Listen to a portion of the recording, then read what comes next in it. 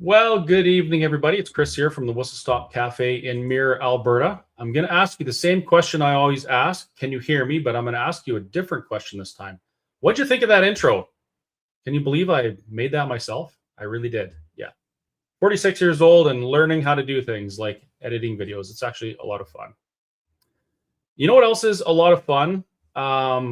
It's a lot of fun getting in a fight with the government and meeting a whole bunch of people because of it, and then traveling all over the place, meeting more people, bumping into them in different parts of the world, across the Atlantic Ocean, talking to them at political meetings or like the UCP AGM, things like that.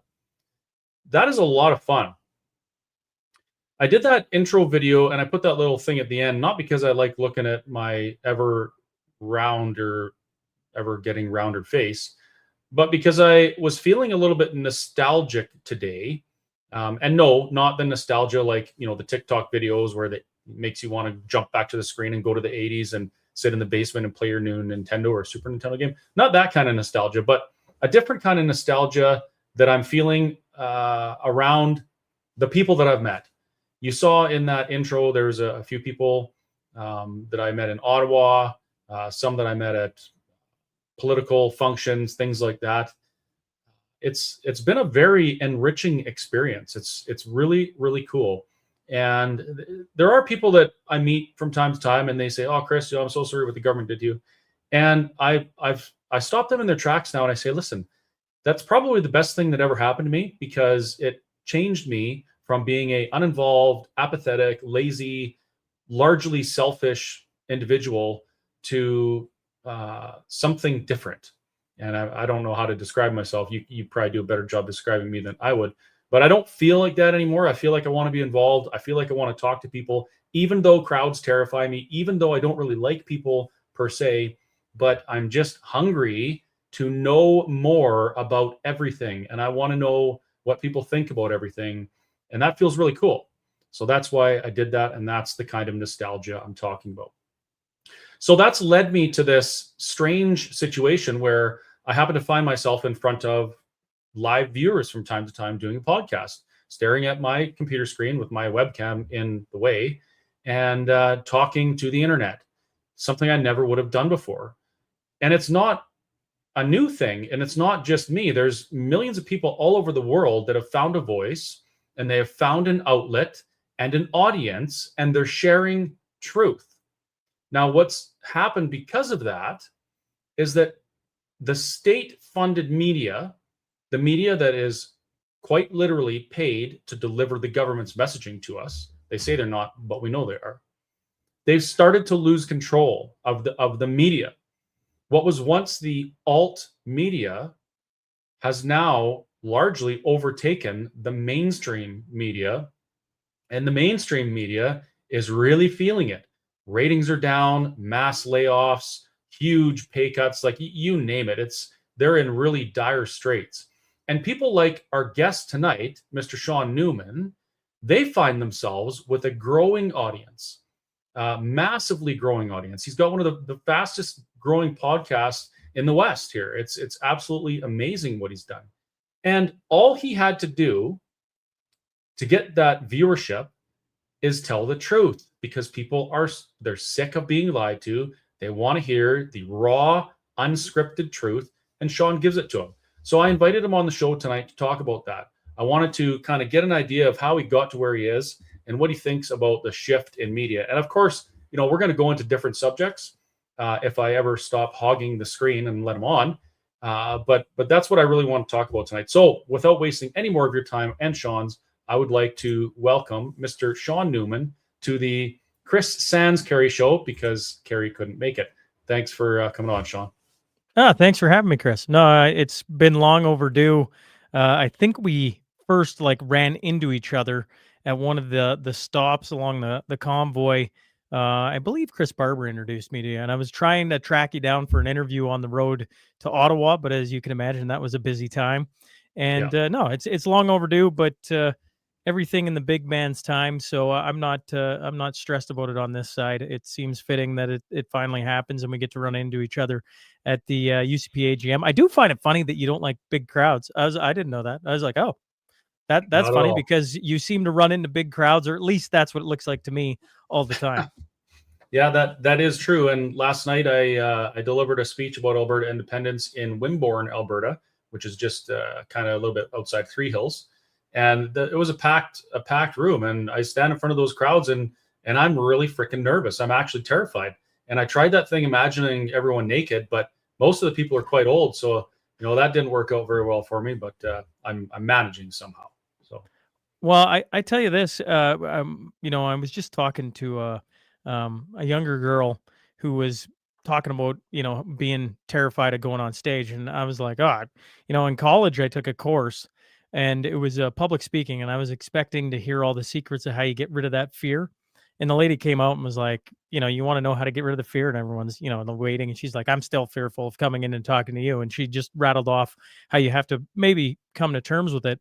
And I reshaped my brain, I guess, on it to make it mirror a big hockey game. Like when I'm stepping on the ice, there's nerves, and it takes about, what is it? First pass, first shot, first hit. You got to find a way to get yourself in the game, and then you kind of lose that all those nerves. And to me, standing in front of a live audience or being on stage, I mean, I guess they go hand in hand, or even hopping on a live show.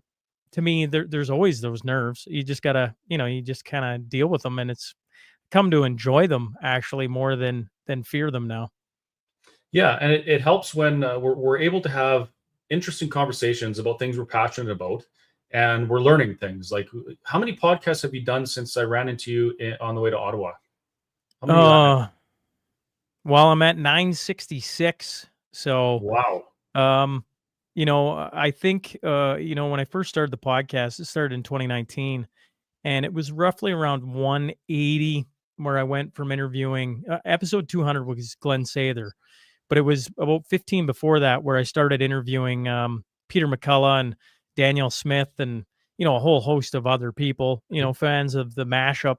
I interviewed twos right along that time, and I started interviewing people a little outside my scope. But since Ottawa, probably 600 plus, about 250 a year is roughly what I'm doing, give or take.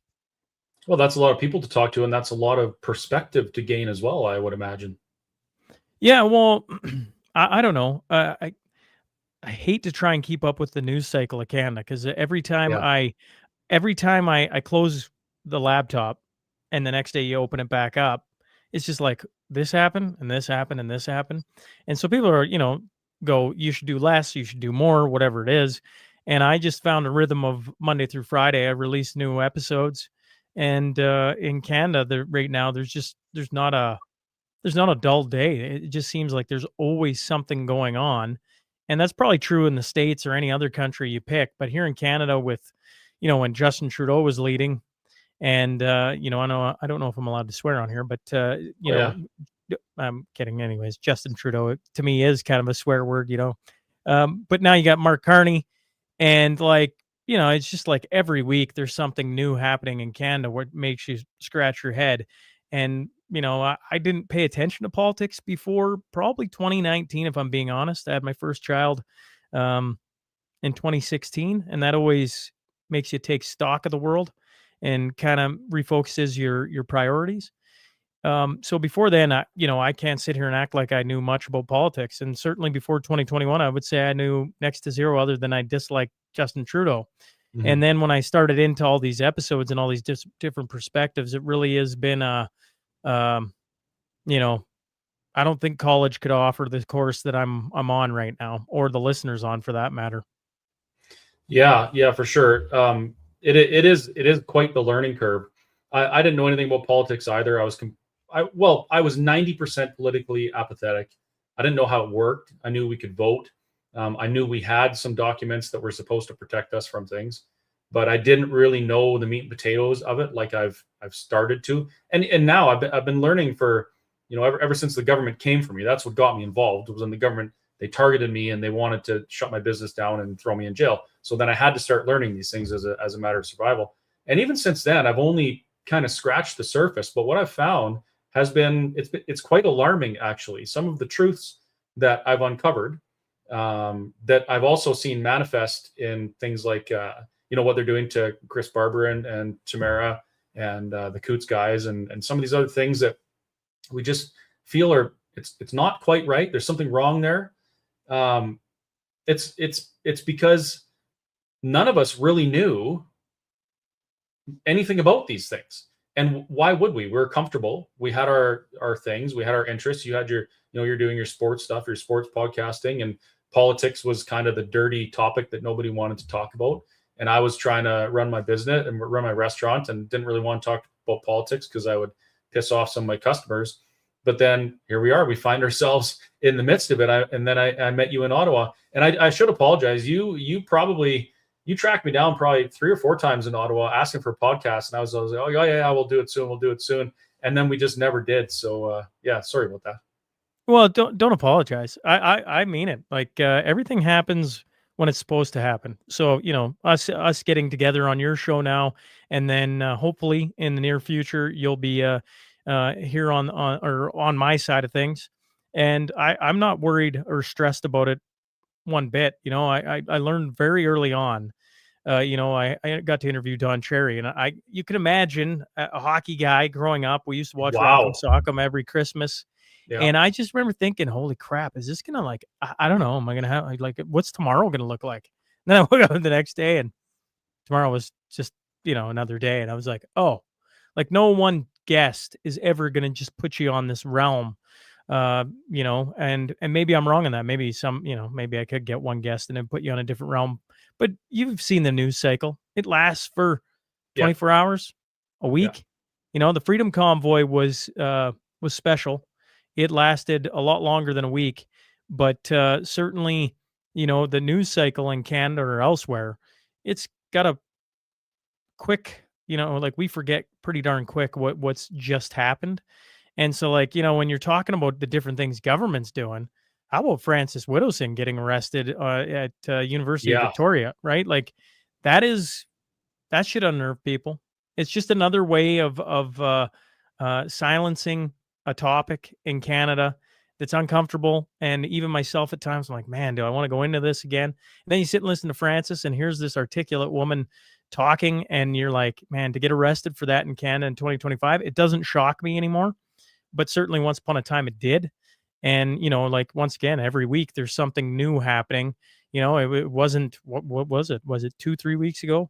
We had the ostriches, and you just keep going back and back, and you can just pick out other red flags of where Canada's at here in 2025 as we close in, I guess, on the beginning of 2026. Yeah, and I've been watching these things, and I always try and kind of boil it down to the lowest common denominator. Like, what's at the root of this? We see a lot of symptoms of what's going on. The ostriches, that was a symptom. My arrest for protesting, that was a symptom. Francis Widdowson getting arrested, that was a symptom. And I think the disease, it's a disease that was allowed to take hold in this country because people failed to show up. They failed to have those uncomfortable conversations when they needed to, and instead we kind of just withdrew and thought, well, we'll just let other people deal with it. We'll elect a new politician, they'll deal with it. But it festered, and now it's resulted in things like what we're seeing. Like that crowd of kids at UVic, that was surreal to me. Like our universities are supposed to be institutions of open debate and knowledge, and they're chanting and screaming and spitting like I don't even. It's like an animalistic programmed thing, So when I see that, I think to myself, man, it's more important now than ever that anybody who has a voice use it and they share as much as they can so that people can at least become aware that there's a problem that we can fix. So I think the uncomfortable conversations are certainly, well, yeah, they're uncomfortable, but they're definitely necessary nowadays, for sure. Yeah, I guess it just Francis. I don't mean to say her getting arrested doesn't shock me. That certainly raised my eyebrows. But like I had Billboard Chris on. Well, I forget what that was. Was that 3 years ago? Forgive me, Chris. I had him on multiple times, And if you remember his videos, and they're probably still going on, right? He was getting the same treatment. Yeah. And like there's just this long list of when you go into a mob-like mentality, there's only one that sticks out to me where it didn't act like that. And we were both there. We both Yeah. saw it. And that was pretty surreal. So my brain goes, "Oh, that's how a protest is supposed to go." But every protest I've been at since then, there's always a faction that acts exactly how Francis has been treated, or Billboard Chris, or the list goes on. And when they have greater numbers than you, they act in really disgusting ways that are really hard to watch. And I can't imagine being Francis or Billboard Chris, or on along the line, and stepping into those realms day after day, knowing that's coming, because that's not a healthy humanity, in my opinion. It's okay to have a differing opinion, but um, I liked how Charlie Kirk tried to engage. At least that's how it looked from all the tape I've watched of how he did it, and gave space for people to come and disagree with him. Now he disagreed back with them, but you need dialogue. We need discussion on so much. And for I don't know how long of your life, but certainly in my lifetime, I got to think about it I think Ron McLean and Don Cherry, honestly, they disagree, and Ron probably didn't agree with Don all the time, but they were allowed to have their discourse on a segment until they weren't, right? Then they removed Don Cherry, and since then, to me, that was one of the big turning points, because hockey's such a big part of our Canadian culture.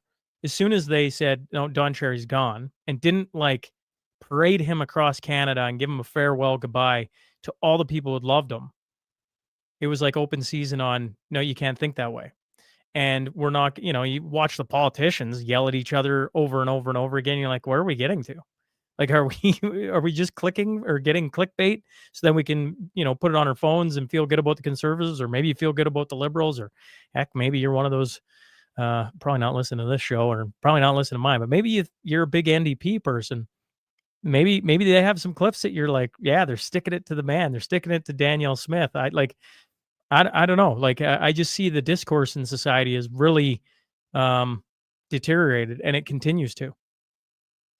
Yeah, I feel like Don Cherry and Jordan Peterson were the canaries in the coal mine. When we saw those two men, and Don Cherry was no intellectual slouch like that. He's a smart dude. Jordan Peterson, absolutely genius. And we watched them get, yeah, not the celebrated farewell like they deserve, but dragged through the mud and through the media and berated. They went through all those things. Don Cherry, he's a little older, and I don't know. You probably talked to him about this, but I imagine he just wanted to quiet down and do his thing. But Jordan Peterson, he became one of the most outspoken voices for this type of thing, and he built an absolute an empire on the idea of telling the truth, which is kind of the same thing as what you've done, because I think people have been watching the mainstream news or mainstream, sportscasts and stuff like that. They're always scared to have I would argue, a conservative view, and people, they notice these things. So when someone starts sharing things that they're more aligned with, they're very receptive to it. And you found your audience, and now you've got a really big audience, and they appreciate these things. So it's interesting to see how they've tried to silence by using the stick and spitting on people and calling them down and stuff like that. But it's actually kind of backfired on them, because so many people were done with that. And now we live in this world where the news doesn't just come from 4 channels on TV. It comes from millions of podcasters and influencers all over the world. And you're one of them. Yeah, well, I appreciate any compliments, because I mean, like, I look at what you've gone through and what so many of my guests have gone through, and I'm just I don't know. I don't know what the right word is, a conduit maybe of just trying to get their voice heard by um mainly Albertans. But I mean, on the flip side, like the Spotify Wrap this year was interesting. My top 5 countries that were listening to me: Canada, which shouldn't surprise anyone; United States, which probably shouldn't surprise anyone; but then it was the United Kingdom, Ireland, and Australia. And I might have those 3 mixed up on where they fit in it. But that kind of surprised me. I was like, oh, okay. I don't fully understand that. But I guess on the flip side, I do understand, because when you tune into um, CBC or Global, or there's times where I can stomach it. I'm married to an American, so I go down and I watch CNN, and like at times I can stomach it for like, man, am I making 5 minutes? And then at other times I'm like, what are they talking about? Like, this is just junk. And as soon as you've pulled yourself off of that, pulled the cord out of that one, and started listening to some of these people, you're like, this is the conversations I want to hear. And I'm just trying to do my best at doing that, and I was fortunate enough to, you know, talk to Danielle Smith before she ever ran for premier. And I remember just thinking, who the heck is this lady? Like, I'd never heard of Danielle Smith. You can imagine this in Alberta, right? To all your hardcore political nerds out there, and I don't mean that offensively. There's people who can or hockey nerds. They can go through every stat of every hockey player, right? And when I first started in politics, I remember having three of them on so they could just break down how on earth Danielle Smith could be the leader of a party and not be an MLA. And that didn't make any sense to me, right? And then, of course, now it's just, oh, that's just part of it. Like, you're seeing it play out over and over again.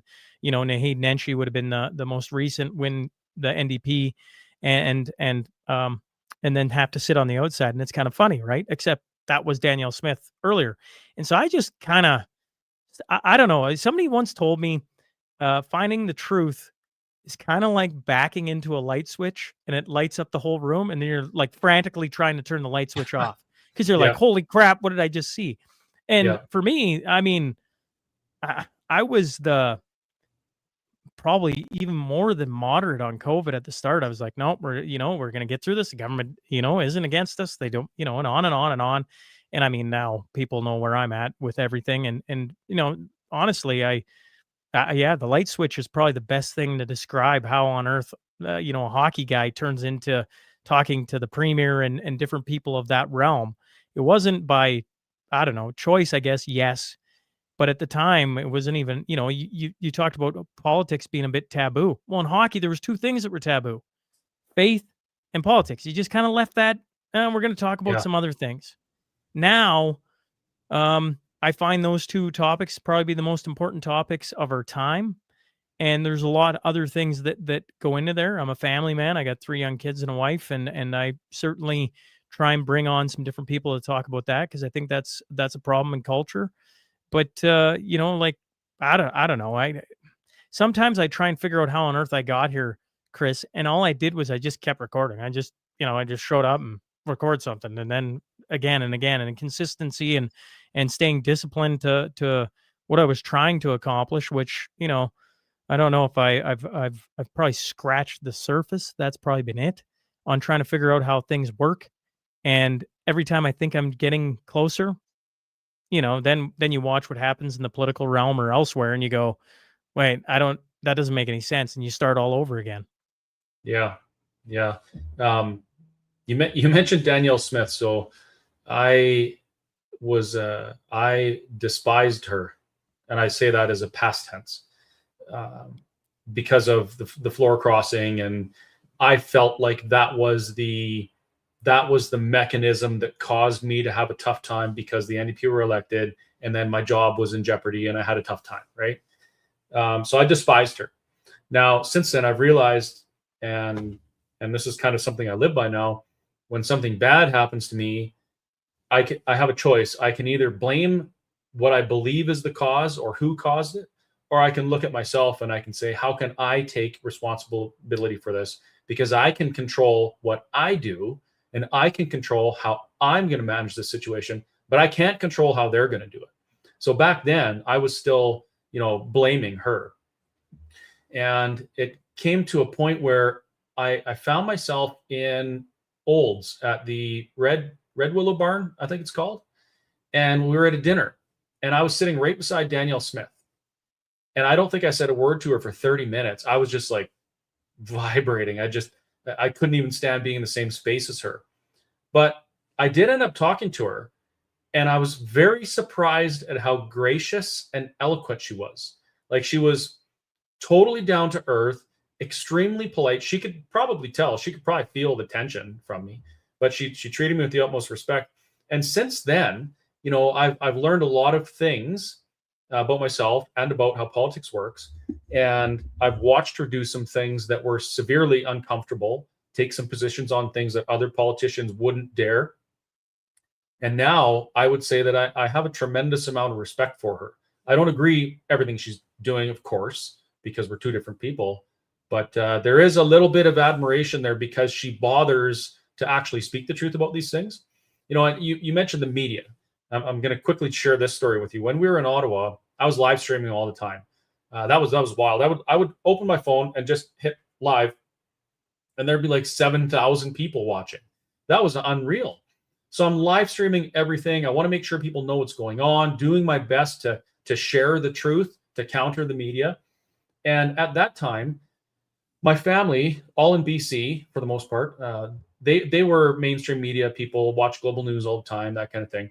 And when I took my stand against the government with the COVID stuff, they're like, we're really worried about you. This COVID thing's really dangerous. Make sure you wear your mask and make sure you sanitize, and you should probably get that vaccine and all these things, right?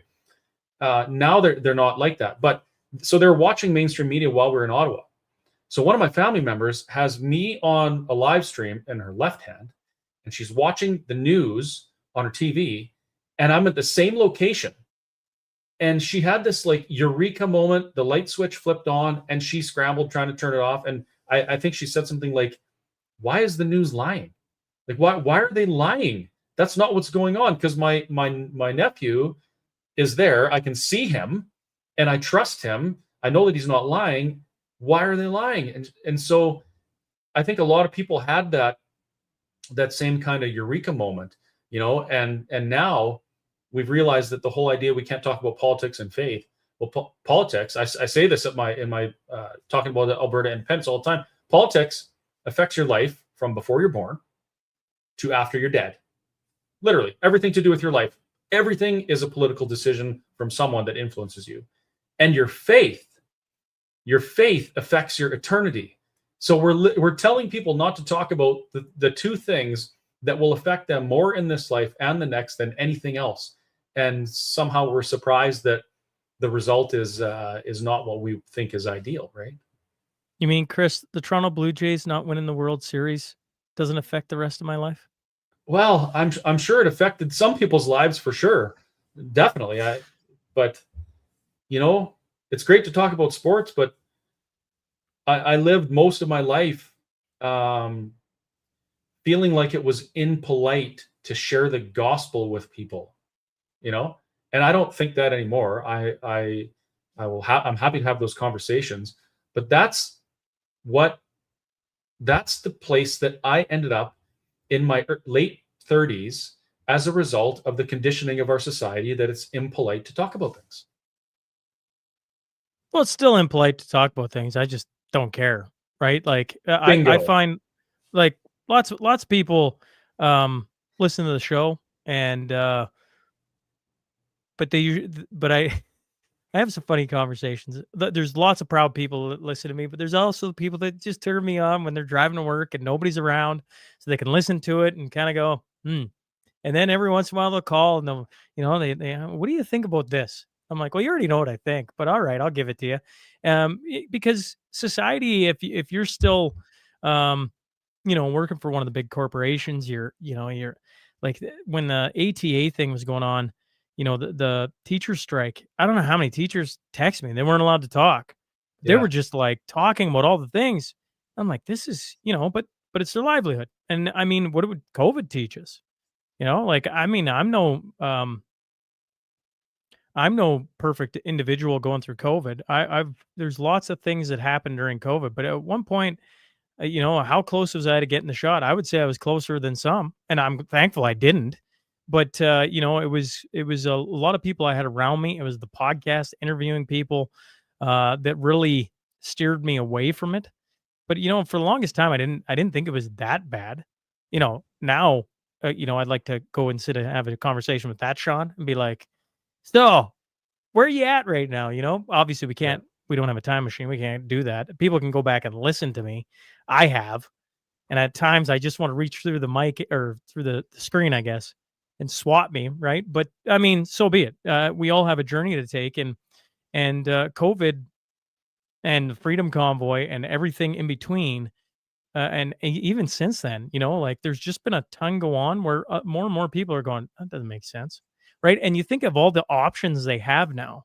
It used to be it all came from the States, Chris, or at least in my opinion, it did. Joe Rogan, Tucker was still on Fox at that time. I'm sure I'm spacing on like 15 other people, but in Canada, I felt like it was like, where are all the voices? And what I've learned since then is there was a ton of voices. There still are, but we were siloed off, and we still are. Yeah. Like how many times? Like I don't know about everybody else that started a show, but when I started covering the Freedom Convoy, I got my entire YouTube channel got nuked, and So did mine. I spent a lot of time trying to build that up, and getting to what was it, the 1,000 subscribers and so many hours list and listen to and trying to push it. And then just overnight it was just gone. And I was like, what the heck happened? And you think, I remember thinking there's nobody in Canada talking about this, but I've found there's got to be hundreds, if not thousands of Canadians that have been talking about it. And I keep finding, I think it's taken us two guys living in the same province over 3 years since the convoy to finally sit and do a chat. And I'm like, and that's no knock on either one of us, but like, there's people over in Nova Scotia, New Brunswick, Quebec, go along the list, Ontario, that are doing these things. And all of a sudden we're just starting to, oh, where the heck did you come from? And then you start looking at them, you're like, holy crap, you've been doing this for a while. How the heck don't I know who you are? That's probably like the rise of independent media has been really cool to watch, but it has come through some hard work and pushing it because the forces have been against all of us. Because if you talk about certain things, everything goes away, and you got to start from scratch. Wayne Peters, a good friend of mine, talks about how many times he had his channel just removed over and over again. And I'm like, that's wild. It happened to me once. Well, YouTube's happened more than once, but I've been fortunate enough, Spotify and things like that. As crazy as COVID got, I got warning labels put over everything of mine, but it never got removed completely, which, I don't know. I guess that's a blessing because other places certainly removed everybody's everything. I was interviewing, and not because I just wanted to. I was fighting for my survival, so I was trying to build a case for my position. So I interviewed Peter McCullough, Paul Alexander, Byron Bridle, like all the same doctors you probably had on your show. They've been at the Injection of Truth events in Calgary, and amongst all that, I shared a video of the first one was a video from El Salvador where they were talking about the COVID care packages that they were sending out to people that were close contacts or sick or whatever. And it had all the things in there. There was vitamin D, vitamin C, acetaminophen, ivermectin, hydroxychloroquine, all of the things in the McCullough protocol, who I had just interviewed on my show previously. So I saw this video on Facebook. I didn't share it right away. I took the time to actually phone the Ministry of Health in El Salvador. And in my broken Spanish and in the lady's broken English, we talked about this, and I confirmed that, yes, this is what they were doing in El Salvador to manage the pandemic. So I thought, why? Okay, they got smart people there. Obviously, it's working. Why aren't we doing it here? So I shared this, and I shared it on YouTube. Well, YouTube took that down and gave me a strike. I then shared some testimony from Dr. Ryan Cole, and he was talking about the dangers of untested vaccinations, or how we were dealing with the pandemic. And that got taken down. I got a strike, and I thought, well, I'm not going to get a third one. I just completely quit using YouTube. But at that time, there was influencers and podcasters that they were earning their living on YouTube, and overnight, poof, the government just completely gone. Now, 3 years later, 4 years later, whatever it is, I'm on YouTube, and I just decided to check my account, and I see these things on there, so I decide to appeal them. And I basically said, even Mark Zuckerberg said that you guys shouldn't have done this on behalf of the government, and it's come out now that these things are right, so you shouldn't have given me these strikes and suppressed my account. 5 minutes later, I got a response. Yeah, we're sorry. We've determined that our technology made a mistake, and your account is now not restricted. Like, wow. But for all the people who were doing that to make a living and telling the truth to make a living, that hurt, and it hurt big time.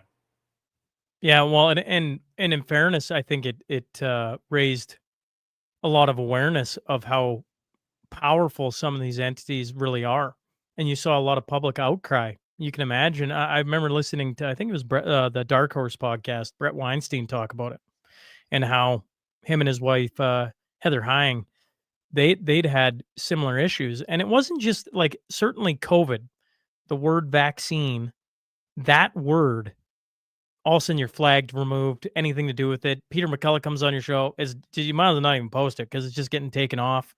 And, um, that started to, it started to not just be one group of people. It started to be this large group of people mentioning any sort of words, and there was a whole list of them.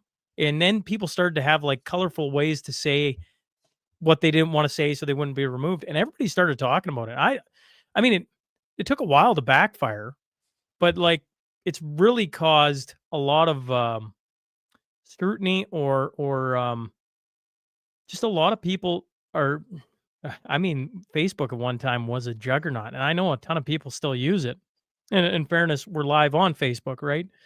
But like that was a kick in the midsection to Mark Zuckerberg and everything for all that stuff to come out. I mean, X, everything it does now, Elon walks in and buys it, and they air a whole bunch of the files, and you just see how it's you know everything gets brought to light eventually, and I firmly believe COVID will be the same way. I mean, it's still coming to light, maybe not in Canada per se, but in other parts of the world, it's certainly coming up. You bring up El Salvador. I remember reading about Mexico and parts of India doing the same thing, having kiosks. And my big thing Yep. was, is if we want to really get out of this, why doesn't the government bring in all these different people working in different spots and give a Yes. solution? Now, you go down that rabbit hole and you start to understand the control mechanisms here in Canada and elsewhere, and why they weren't looking for any solutions. They had one solution: line up, take it. Oh, you dropped dead. Don't worry about that. You didn't see that. People are dying from this all the time. And really this the psychosis, or this psyop was put on the entire Canadian population to just like, don't act like you're seeing anything. There's only one solution, and this is the solution. And anytime I hear anything like that anymore, there's only one solution. I'm like, whoa, Yeah. I don't know if there's certain words that get to you, Chris, but like expert, we got an expert going to talk about something. I'm like, oh, my back goes up because I heard that way too many times. I listened to too many people tell me how to live my life, and and the way you had to do it, and the one thing you had to do, and you know, and like I feel like that's a lifetime ago. And I mean, it's only a few years ago, like it's crazy when you think about it. It feels like, or seems like to me, that a lot of people, they find comfort in the mainstream narrative. So you mentioned, oh my goodness, I lost it. It's too much going on. You mentioned how there was one solution, and people were pushed to do this certain thing, but in other parts of the world they were doing other things and they were having success. I mean, there was I think it was Turks and Caicos or Trinidad and Tobago, one of the two named areas. They did a study starting in 2017 where they added things to the water to deal with waterborne parasites. Ivermectin was the last thing they added in 2019. They didn't have COVID. So it's like, okay, well, something's different there than it is here. What is it? When you ask that question, if they want to deal with it, why aren't they doing everything they can? There's only one answer. And the answer is they didn't actually want to deal with it. And when you understand that or realize that, that light switch goes on, and it's friggin' spot like floodlights in an auditorium, right? You cannot unsee that. And then you're in this uncomfortable spot where you realize that you've been lied to, you've been gaslit, you've largely bought into it. And a lot of people, they've started feeling that, and they just boom right back to the mainstream narrative. They got to go watch more of that so it can confirm their comfort zone, And I think those people, even some of them, are starting to come around now, but maybe not as quick as I would like to see. Would be better if they were better at being uncomfortable, but I guess some people just aren't. Well, uh, I don't. People call it waking up, or there's lots of different terms with it. I don't know what to call it. It's uncomfortable. You know, um, one of the things about the ivermectin or different solutions to just get us out of it. Once you realize, if they showed anything of promise, they lose emergency use authorization for what they wanted to do. And they couldn't show any, like, you just follow the money. You just follow what's going on. And, Yeah, now as I start into things, if you really want to understand stories, you just start following the money. And all of a sudden you're like, oh, I see. Okay, fair enough. But it's uncomfortable to think that society could be so easily manipulated that, like, you're staring around and you're going, but none of this makes sense. I'm here in Alberta, or sorry, in Lloydminster. We were an odd case. Half of our city is Saskatchewan, half of it's Alberta. So you can see, both provinces did a lot of things similar, but not the same. In Alberta, they closed down all the restaurants, swimming pools. There's a whole laundry list of things they did. In Lloyd, the swimming pool was still open, even though it was on the Sask side or on the Alberta side. Forgive me. it's safer.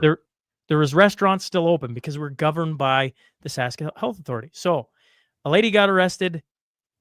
Shout out to Miranda. She got arrested in Lloyd at the swimming pool for not wearing a mask in the lobby of the swimming pool. But if you look through Arrested. yes, if you Wow. look through the windows, you're seeing people in the pool swimming with no masks on. And I remember sitting in the hot tub when we took the kids there, because it was one of the few things you could do where they didn't have to wear masks and they could go have fun. And you're looking around, and I remember being like, oh, I guess COVID can't swim. Because you're just like, this doesn't make any sense. Restaurants, they shut them all down. Yet on our chunk of the world, they didn't shut them all down. They kept them, I forget what it was, certain occupancy or whatever the rationale was. And you're like, wait a second. But over there, they're not shut. I guess COVID can't go across the border. And you look at Sweden was the big one. And yet I just interviewed two journalists from Sweden, and they were talking about joining NATO. And I was saying, like, they got this long history of Sweden being this very independent nation. They stay out of it. They're kind of like Switzerland. In COVID, I'm like, you guys got it for the most part right. Like, you didn't shut everything down. Sure, they had a few rules come in. And I'm like, I just have a hard time believing you could fall for the propaganda of like everything going on. And yet he's like, the journalists are like, you may raise a good point. But he's like, the propaganda here on Russia is at fever pitch levels, and people just are falling into it. I'm like, that's interesting. So, I guess on what I do on a weekly basis is I go on uncomfortable topics that make me uncomfortable at times. But I want to understand. I want to try and figure things out, because in COVID, I just thought, the government's going to figure it out. And every time I think that or think back to that, I'm like, oh, there would have been a lot of people going, the government, when they get involved in things, make a real bungle of it, make a real mess of it. And there's lots of different examples here in Canada to point to. And I guess in my life, and I'm sure in yours too, Chris, we just want less government. Like Mhm. we got a really capable population here in Western Canada for sure. And I got listeners all across Canada. There's lots of great people. We just want government to stay out of it. But we've gotten to a point in Canada and elsewhere where government is just big. The bureaucracy is big, and they're spending not millions of dollars, billions of dollars, and they're just throwing it out like it's candy at a parade. And and everybody cheers for it. We're getting all these things, and I'm like, where's that money coming from? Like, Yeah. can we just take Yeah. a step back for a second and realize, where is the money coming from? Let's just think about that for a second. Tell me what answer comes to you, and then just think about that. They're throwing billions everywhere. I don't know. I can get. I mean, you can get me rambling here for a long time. It's just COVID. You go back to COVID, and there was a lot of things there that just didn't make sense. And I'm glad I had this outlet to bring people on to just make me think a bit. Because then I went home and I stewed on it, and and then I bring somebody else on, and man, this is strange. And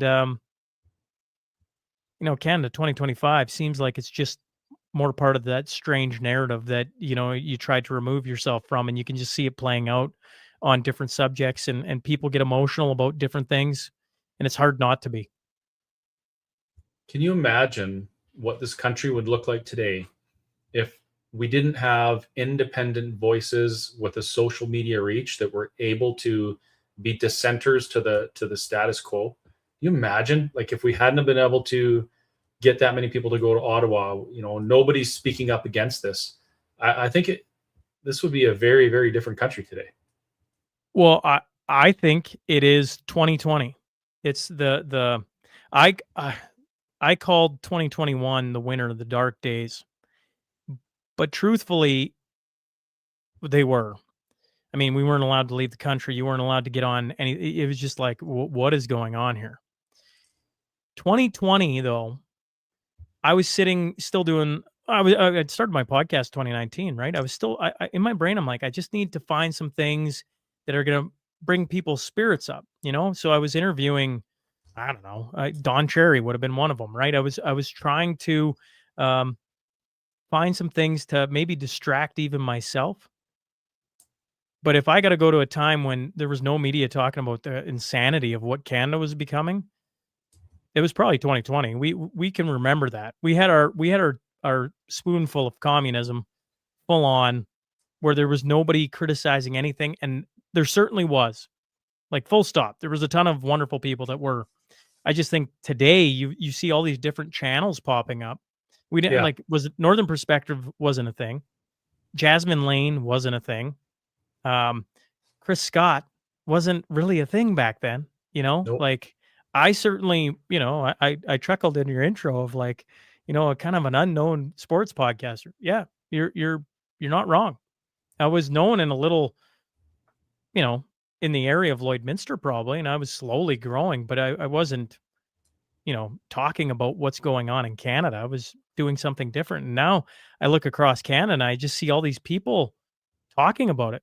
Viva Fry is probably, he's moved to the States, but he's another Canadian who has really shined a spotlight on what's happening here.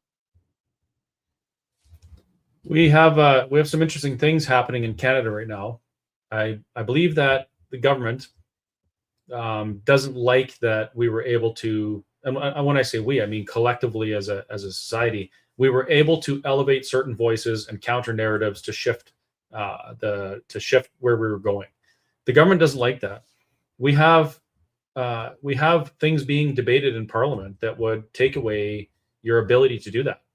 We have laws that could potentially, the government could say, well, Shaun, because you're talking negatively about this medical intervention that we recommend, you are now harming society and we need to arrest you.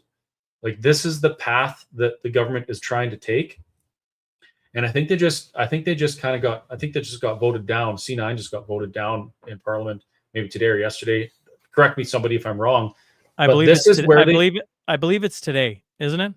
yeah, but this is where they want to go. They don't want people to be able to speak. They don't want me to be able to say Jesus Christ is the one true God. They don't want that because that's Amen to that. offensive. That's offensive to other people. And theoretically, we could go to jail for saying it. And that's one of many reasons why, and you know this, I'm a very strong advocate for an independent Alberta where we can rewrite, not rewrite, we can write our constitution and enshrine these ideas that speech is always protected. Like, we can say what we want. We're free to criticize the government. We don't have that right now. And I know that for a fact because I actually I used this line in a speech last night for the Alberta Prosperity Project. I said, "My name is Christopher Scott. I'm from Canada, and I have attended illegal church services under the cover of darkness for fear of being arrested by my government. My name is Christopher Scott. I'm from Canada, and I have been arrested for protesting the policy that my government was implementing on me in Canada." Right? And I don't think if we sit on our hands, it's going to get any better. We got a lot of work to do. Oh, well, certainly if we sit on our hands, it ain't gonna get any better. Full stop. Yeah. I can't disagree with that.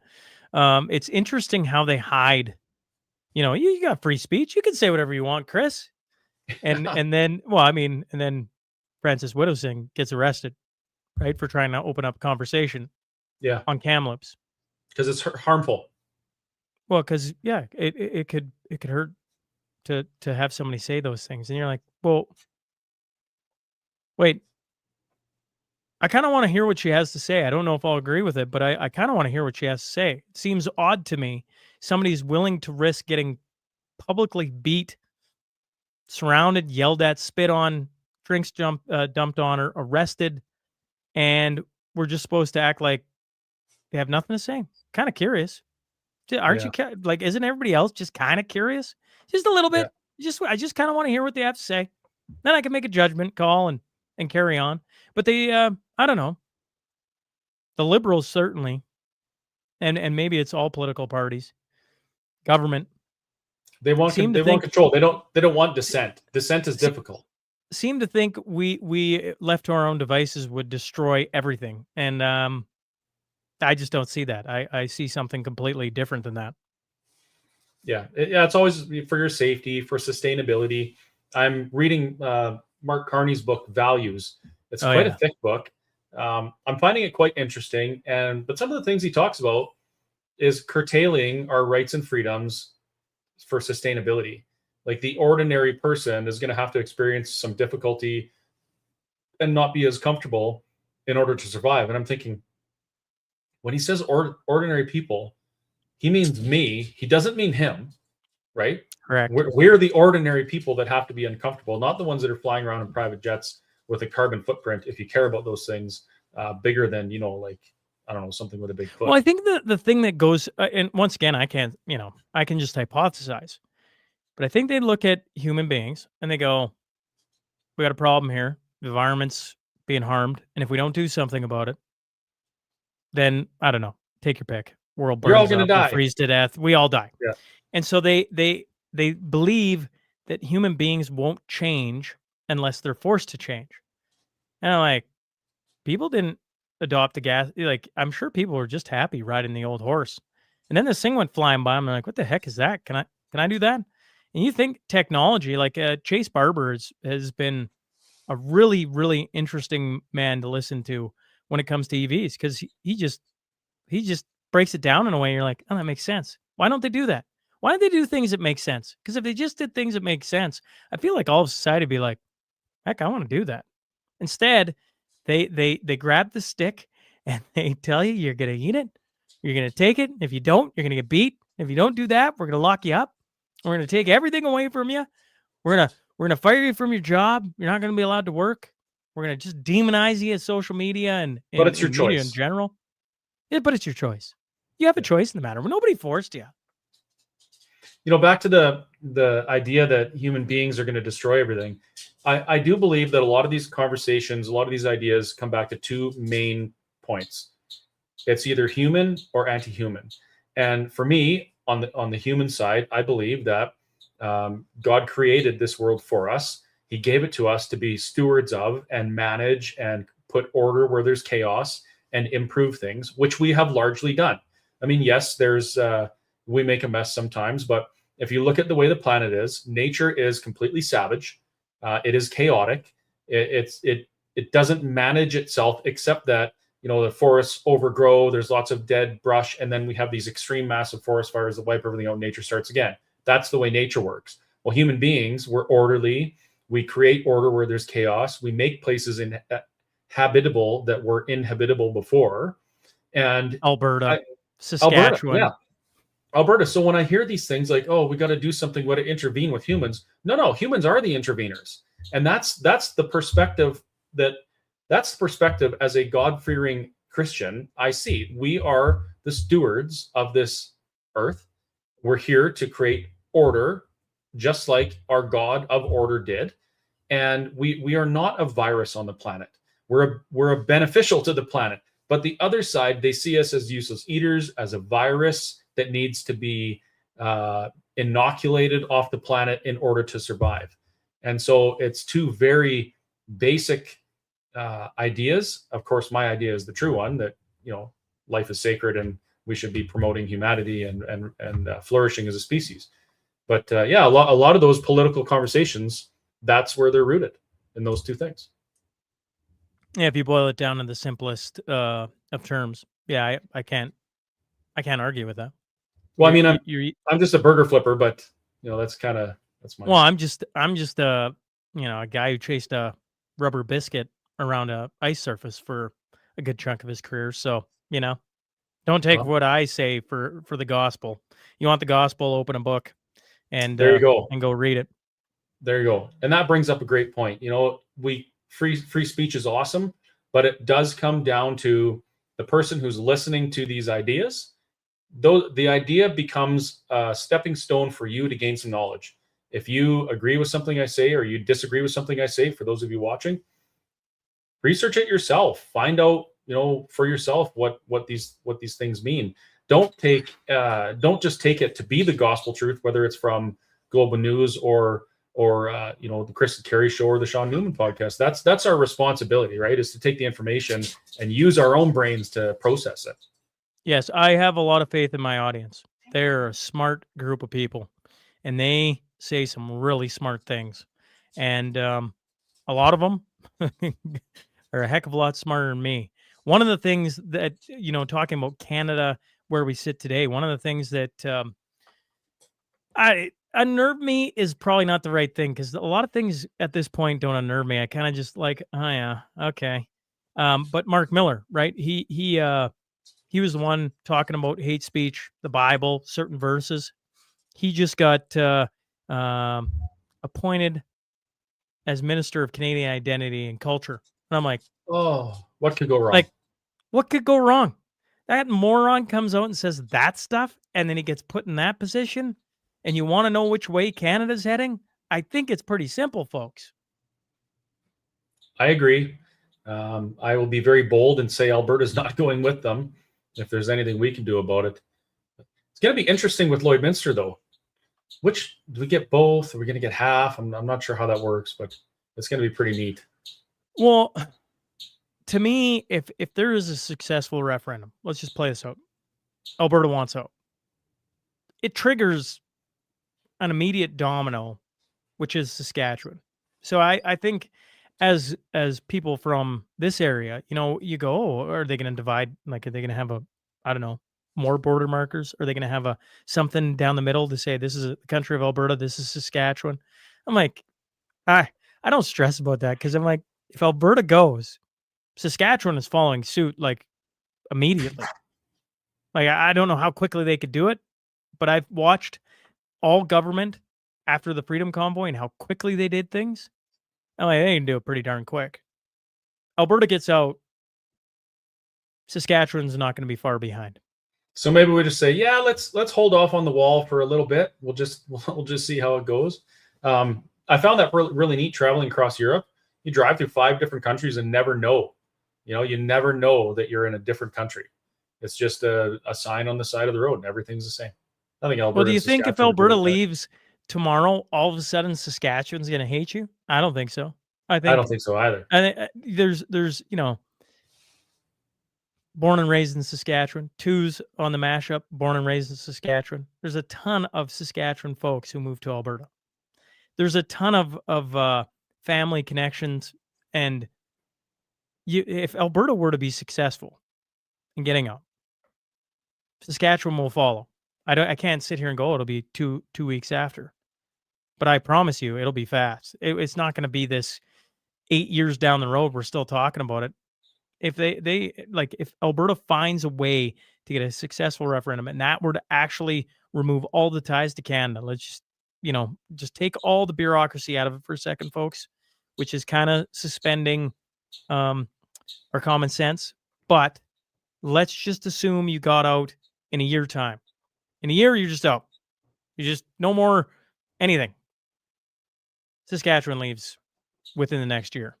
There's just no way that doesn't happen. That's gonna, I interviewed a lady, Karen Katowski, and she was talking about Soviet Russia, and she had written a paper on who she thought would be the, as the Soviet Russia is falling apart, Soviet Union, what country would be the first to gain freedom? She thought her hypothesis was the most oppressed.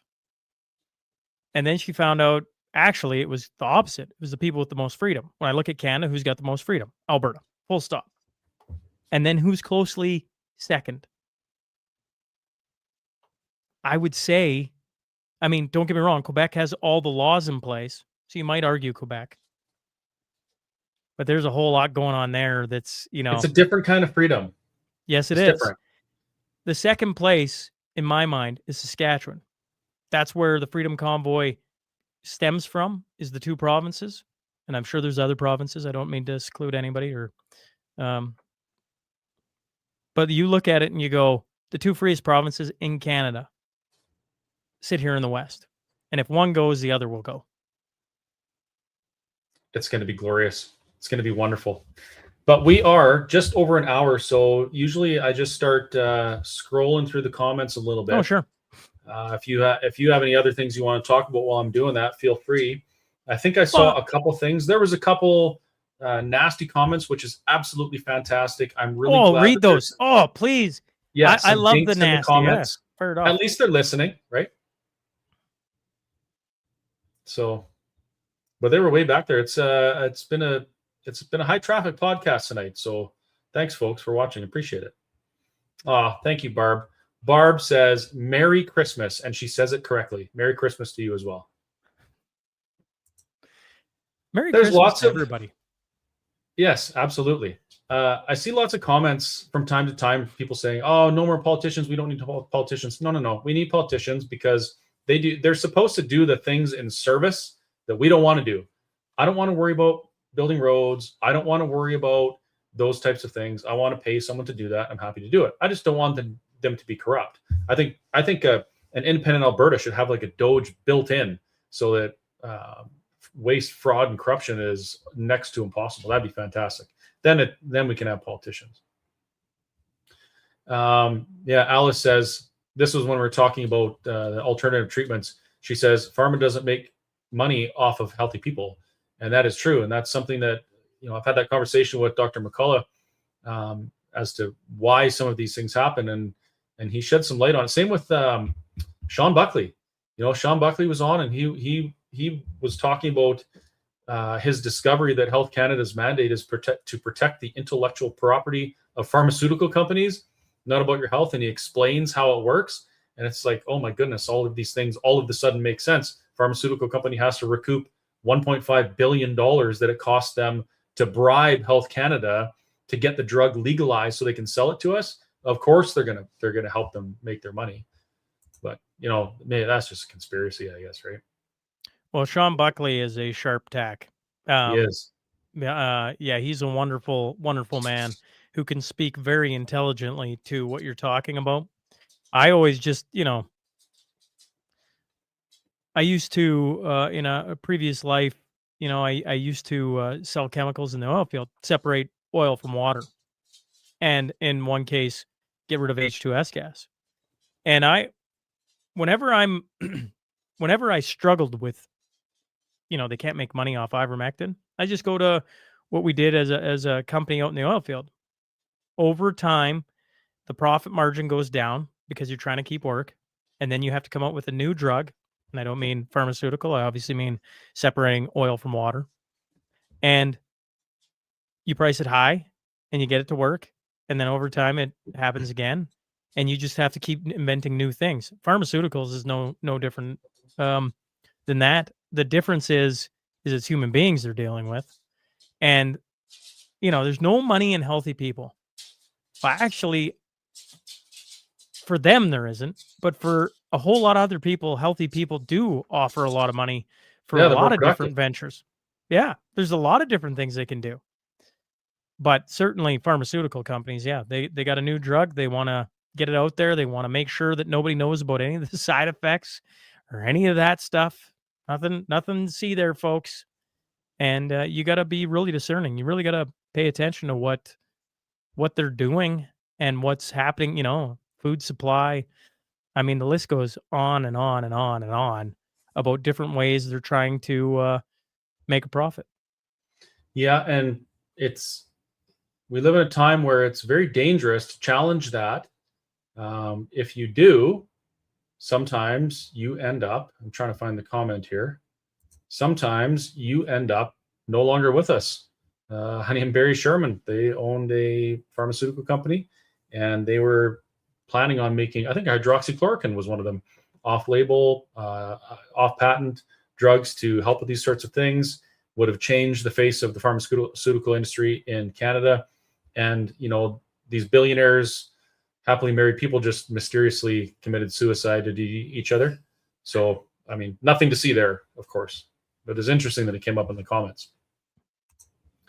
Now, back to something else that's very important. I was planning on doing a podcast, like a monologue type thing. This was one of the things I wanted to talk about.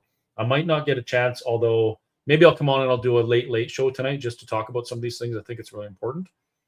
But somebody asked a question in here. She asked, someone talked about the Saskatchewan Prosperity Project. That's a thing. It's they're going. I actually interviewed Brad Williams, the president of it, and it comes out tomorrow. So if anyone's interested in hearing a little bit about the SPP, you could turn into the podcast tomorrow, and I have Brad Williams on talking about it. And I mean, they're obviously just getting the conversation started, but that's where it all starts. You got to have conversation to get the creative juices flowing, and to envision a better future. If we're not talking to one another, you can't possibly figure out where the heck you want to go. That's why conversation is so important. So on that note, SPP on the SNP tomorrow. Correct. What time? On Spotify, it releases at 3 a.m. Mountain Standard Time, and then if you're out east, you don't have, you wake up and it's there. For X and YouTube, Substack, Rumble, Facebook, it comes out closer to 10 a.m. Mountain Standard Time. Oh, I almost forgot. So up here, where am I point? I can't point at right here somewhere. There's a little QR code. That's my website. Please go buy something. It ships in time for Christmas. That's all I'm going to say about it. But also over here, the new one that's up there. Can I point at it? Am I able to do that right there? That's the Shaun Newman podcast website. Check it out. Go see what he's got over there. I think all of your stuff is searchable and cataloged on Spotify and stuff too, right? So you can search things by topic and find whatever podcast you want. Yeah. Well, there's over 1,000 on the podcast now with the mashup. So every Friday we do Tues comes on. We do the mashup where we break down the headlines of the week, which is a task in itself. But Tues offers a little bit of colorful side to it that pokes fun at what's happening here in Canada, because you can be depressed about it, or you can try and lighten the mood a bit by just pointing to the obvious, like this, how stupid we are as a country right now. And then, weekly, Monday through Thursday, there's new episodes dropping. Today was Francis Widdowson and Tom Flanagan talking about Kamloops, but certainly Francis being arrested. And earlier this week, I'm trying to think now, actually, as I'm sitting here, because it's only Tuesday. So what the heck did I release? I'm like, what the heck did I release on Monday? That's funny. I can't remember. They all kind of blend into one another here. But what was Monday? Monday was, folks, Anton Chaikin, a historian out of the States, talking about the U.S. and who we are. And so that was interesting as well. I actually grew up in Kamloops. I've been to that residential school. That's kind of close to home for me. And I found that comment, and then I hit my keyboard and I lost it again. Let me see. The comment was, there's a comment about, what about Jan Arden? Who the hell's Jan Arden? Jeez. Where is it? It was about Danielle Smith. And while you're looking, Sharon Lee said, I haven't heard of Francis Widdowson. I'll head there after this. Francis Widdowson used to be a professor at Mount Royal. Apologies, Mount Royal. And she was let go, forgive me, I want to say 2021, Francis. But I have 2 different episodes with her, one way back in the machine, And then, of course, one that aired today where she's talking about being arrested and some of her talking about just First Nations and how it's starting to be pushed on everything in colleges and universities into the sciences and math and different things like that. So you can, she's an interesting lady, and I believe still lives in Calgary, if I'm not mistaken. Yeah, as far as I know, she does. She was canceled and canceled hardcore, but this like Frances is no slouch, and she is a firecracker. You listen to her speak about these things, it's phenomenal. So make sure you check that out. Here's the question I wanted to answer. The question is, thoughts on APP wanted a review on Danielle Smith. I'm going to clear that up right now. The Alberta Prosperity Project in no way, shape, or form is asking for a review on Danielle Smith. We have individuals that are members of the Alberta Prosperity Project. Some speak at events. They all have personal opinions. I have personal opinions that may not be the same or may not reflect the opinions of the Alberta Prosperity Project. So that is a complete non-starter. In no way, shape, or form is the Alberta Prosperity Project interested in any kind of leadership review on Danielle Smith. Anything to do with that is outside of the Alberta Prosperity Project, and you can be involved in those types of things. But seeing how this is my show right now, I will say that I would, if there was somehow a leadership review triggered for Danielle Smith, I would spend the entire time during that campaigning for her so that she won that leadership review, 100%. So there's where I stand on that. And that's not APP's position. That's my personal position. APP is nonpartisan, and they don't actually have a position on that. So hope that answers your question. Yeah, that's one of those things. The political news in this province and in this country is absolutely on fire. There's no shortage of stuff to talk about. If we just use ChatGPT and asked it for a list of the top 50 things to talk about, we could keep this podcast going for probably all days. Night. There's that much. Believe me, on the mashup every Friday, Chris, that's exactly how the document is that we go through. And that's a week's worth of headlines in basically Canada. We do add in a few from around the world, but not very many. It's mainly focused on what's happening here in Canada, and it's everything I can do to keep twos to an hour and a half. When he gets going, as people who watch the mashup know, he's a firecracker, and like there's a lot going on in Canada, and trying to wrap your head around it. Well, I'm embarrassed to say it. I've never watched it. I have a hard time finding time to watch podcasts or read books or anything, so I don't. Well, if you want to have a laugh, I'm going to make an effort this week. I tell you what, Chris, you want to have a laugh. 10 a.m. Mountain Standard Time. It's live on X. Just search Shaun Newman podcast, and I promise that you're going to have a chuckle or two, because twos is pretty quick-witted, and we've been doing it now. It's man, I think we are closing in on episode 200 of the mashup. We've been doing it once a week now. So what does that put it close to? Put it awfully close to 4 years every Friday. It started out on Tuesdays, I should clarify, and now it's moved to every Friday. And yeah, I went through grieving stages of Canada with that show, because I just couldn't believe that it was happening. And now you just let twos go and let them poke fun at just about everybody, because I mean, it's laughable, some of the things going on here in Canada, just full stop. Nice. Well, I'm looking forward to it. I'm going to make some time and watch that. But speaking of time, we are hour and 15 minutes. I think that's probably good. I'm going to let you get on with your night. I appreciate, Chris, I appreciate you inviting me on, and we're going to return the favor on my end here, hopefully, folks, in the next week or so. And if I can, I'd just like to make a plug for, I have my annual event come up in March. March I meant 28th. To mention that. Yep.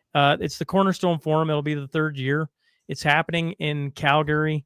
And, it's got a whole list of people coming, notable from Canada, probably Matt Arrett, Sam Cooper. And then it's got people coming in from, down in the States, Tom Luongo, Martin Armstrong, Chad Prather, Karen Katowski, Alex Craner comes in from across the sea. And there's some others coming as well. So if you're interested in that, you can find all the details on the website, or you can text me too. On every episode, I have my phone number listed with the show links for the event as well. But that's March 28th, and the early bird prices for people, if you're going to buy tickets, now's the time. December 31st, prices go up. So, yeah, a shameless plug, but appreciate you allowing me to do it. Well, I'm glad you mentioned it because I actually meant to do that for you earlier. I haven't been to one. I'd like to. It just seems like there's always so much going on, and I'm in the middle of planning something. But I'm gonna put it in my calendar now, and hopefully that will make it happen. But yeah, check it out, folks. One of the nice things about these events, like what Shaun does here, the Cornerstone Forum, is that it gets together a group of mostly like-minded people where you can share stories, you can network.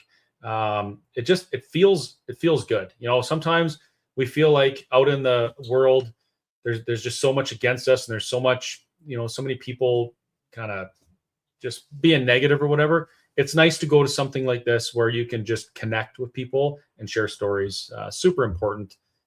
Take it from me. I make hamburgers for a living, so I know about human psychology, I think, or something like that. Well, I tell you I've what, been married twice, so I do know you're not about it. wrong. The community that shows up there is something special. That might be the best part of it. And actually, when I was in Regina for the Prairie Rising Forum, I saw it again. Right, like it's just people, as much as they want to hear from the speakers, they just want to kind of like, can we talk about this? And everyone's like, yeah, let's talk about it, right? And you see the conversations start at every table. I have people show up who don't know a single soul, and by the end they're leaving with like 10 new best friends. It's like super cool to witness. And as for not showing up to it, or not being to one, not showing up to one, that's not what I meant. Not being to one.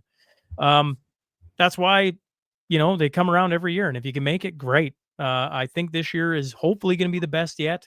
But it's funny, when we talk Danielle Smith, the first event I ever did, Chris, was in March of 2022. And if you can think about that, Oh boy. I had to have been close to the first event to go on stage after all the restrictions released, and it was supposed to happen when the convoy happened. I think it was the big man making sure that it didn't happen. We were supposed to have 400 people descend on a hall, and I had, a bunch of people coming, Danielle Smith being one of them. And then the Freedom Convoy happened, and we had to refund everybody's tickets. We had to just like mad dash as I'm sitting in Ottawa. And the first event I put on was March 22nd. Danielle Smith was on that stage, and alongside like a guy like Eric Payne, and some others. And that was a special night. I had no idea what I was doing back then. And it was, I chuckled about it now because somewhere there is video of it, of Danielle Smith being asked by the crowd if she'd run for premier. And she's like, well, there's not even, what are you talking about? Jason Kenney's the leader. And then it kept getting pushed. She's like, okay, if he were removed and I got asked, I would run. And there was like a standing ovation for it. So, it's a very interesting thing I try to put on. I try and make it engaging, but not so dark. I try to really give some optimism into the world that we're in. And well, I'll stop babbling about it. Appreciate you having me on here. And if anybody's interested in it, search out the Shaun Newman podcast, and would love to see some more people show up for it. Last year we had 650 people in Calgary, and so we're heading back to Calgary this year, and we'll see if we can't do it again. Yeah, that QR code just above my head there, folks. Scan that. That takes you to Shaun's website, and you can find your tickets there, as well as his podcast, contact information, and all that good stuff. Again, Shaun, thank you very much for joining me. I'm looking forward to visiting you in Lloyd in your studio. I think next week, something like that. I've got it in my calendar. Right. I won't forget. Google won't let me. Also, Google knows where I go all the time, apparently, but whatever. Thanks again, Chris, for inviting me on. It's been a pleasure, and look forward to following up the conversation on the SMP side. Sounds fun. Have a great night, Shaun. We'll talk to you later. Thank you. Take care. Well, there you go, folks. 1 hour and 21 minutes. That's actually not too bad. I know there's a lot more we could have talked about, but it's getting late and I'm tired. I had an interesting night last night. I tried to go to bed early because I like to get up early and make you guys cinnamon buns, which I did today, by the way. There's piles of cinnamon buns, and there will be cinnamon buns tomorrow and the next day. So I get to bed. I'm just about to sleep, and my phone rings. And when my phone rings at night, it's important because my phone's on Do Not Disturb, so someone has to call twice. Anyway, I find out, oh, somebody hit my fence at the whistle stop. So, okay, get out of bed, go look at my fence at the RV park. Fence is destroyed. Oh, great. Now I'm driving around town looking for the car that broke my fence in the middle of the night, and got up anyway to go to the restaurant and make you cinnamon buns. So it was a very late night and a very early morning. So I can't even believe that I'm still up, but it's kind of showing because now I'm babbling. Anyway, thanks for watching the show. I appreciate that you folks follow still, even though it's not as exciting as when I was ending up in handcuffs. I really hope that I can continue to do these types of things and have these types of conversations so that it gives you at least something to think about. And if you have comments or challenges to anything I've said, please leave it in the comments. Get a hold of me via email, whatever. I tell people at the Alberta Prosperity Project meetings I speak at, if they think I got something wrong, I want to hear it. And if they think I can do something better, I want to hear about it, because the way we're going to get through these things and the way we're going to ultimately create a free, prosperous, and independent Alberta is if we rely on each other and we just do the absolute best we can. And you folks help me do that, even when you're being a dink and challenging me on something. I might get snarky on the internet, but it's just the internet, so who cares? Keep challenging me and challenge each other. And if you appreciate what I'm doing, then please leave a comment about that as well. If you really appreciate what I'm doing, go to that thing up. Go to that thing up there, that QR code. Buy a T-shirt, buy a sweater or something like that. Represent my brand. I've got Whistle Stop stuff there. I have Alberta Independent stuff there. Lots of cool things. I really, really appreciate it, and it really means a lot to me when I see people walking around wearing my stuff like that. That is so cool that people want to wear Whistle Stop Cafe merch or Alberta stuff with the Whistle Stop Cafe hidden in it. So thank you very much for that. And that's how you can support my endeavors here. Have a great night, everybody. I might be back for maybe just 20 or 30 minutes in a little bit here to talk about those 3 things I mentioned on my Facebook page earlier. But if I don't, please forgive me. I'm tired, and if I don't get it tonight, I'll get it tomorrow. Have a great night. See you later.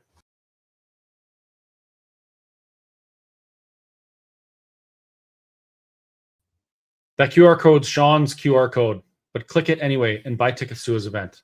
Sounds like it's going to be fun. See you there.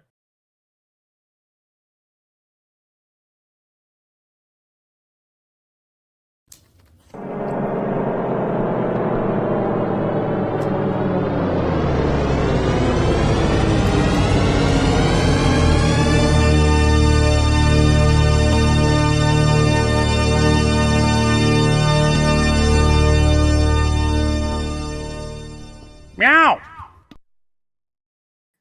Now the QR code's my blog. Click that one too.